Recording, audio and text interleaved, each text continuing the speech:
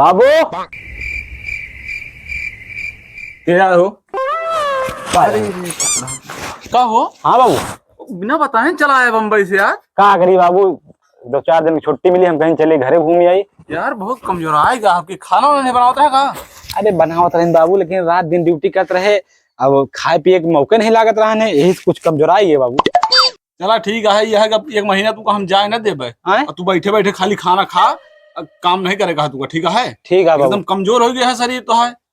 ठीक है बाबू, कोनो बात नहीं ना। जा बैग रख दिया अंदर। हाँ और खाना मांग ले, खाना खा ले। हाँ ठीक है। हाँ, हम मने इस काम करवा ले बे। ठीक है, ठीक बाबू।